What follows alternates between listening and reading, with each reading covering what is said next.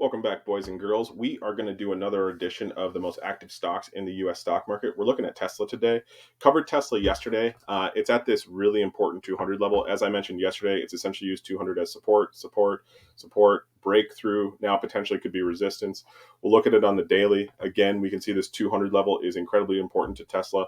Either Tesla's going to rebound above 200 here, or it is going to completely fall back down. The most likely level is going to be 175, but obviously we've seen a much lower low in Tesla, so things get really carried away. You could be potentially seeing your stock get cut in half here. When we look at the daily sentiment indicator, this is the percentage of bullish and bearish price action. 50% is when it's 50% bullish price action, and 50% bearish price action.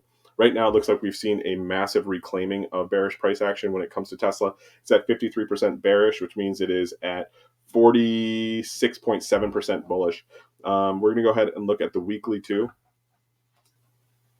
So looking back here at the weekly sentiment indicator, we can see that this doesn't get updated on the daily because I like to see how it ends on the week. So based on the previous week, we're at 47% bullish when it comes to the weekly indicator here on Tesla. That's very positive. There's a lot of room to grow back up to just 50%, so you can still see some moves higher.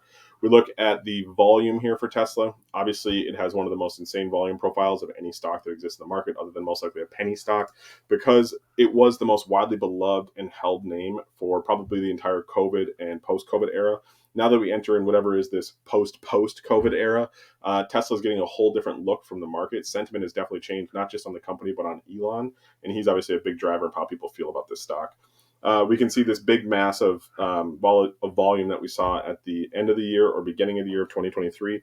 We did get a little tick up in volume the previous 2 days, but it doesn't seem like it followed through today. I know today was a down day. We look at the price volatility correlation here. We can see that volatility in Tesla is actually falling, which makes a lot of sense. We remember the chart just from a moment ago. Tesla's essentially been stuck around that 200 level, so volatility is going to fall when your range is getting pretty small. Now we can see that correlation is going negative. If volatility continues to fall, which there's only really so far that it can because this is zero bounded, so it can't go to zero. It could go down to zero, and then it would bounce back up to 1, 2, 3, and rise, similar to what you've seen here. So if correlation continues to fall and then volatility starts to break out higher, that's not really a great sign for even daily price movement in Tesla. Let's go ahead and look at what we have in the weekly. We do see that the price or the volatility is currently falling. The correlation is currently rising. Also not a great signal for Tesla. That's not updated, just like I mentioned. That won't be updated till the end of the week, but very curious to see because generally right now, you would say that Tesla is most likely in a bearish formation or at least a bearish trend. Let's look at the non-sentiment trade range here. This is one of the, as I mentioned yesterday, if you saw the video, this is one of the widest ranges that exists for any mega cap stock.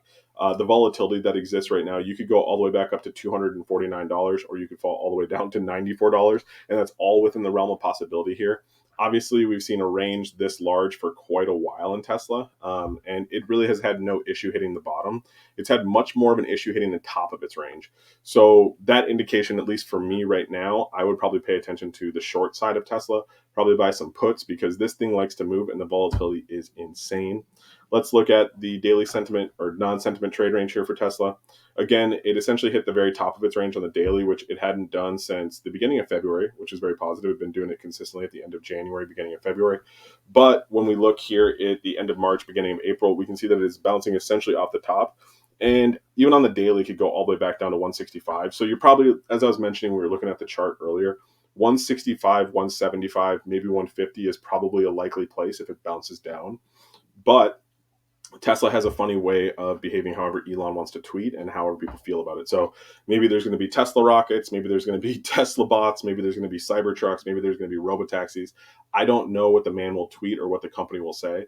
So you always have to keep an open mind that Tesla can always rocket higher because there are better prospects for their future and people love this stock.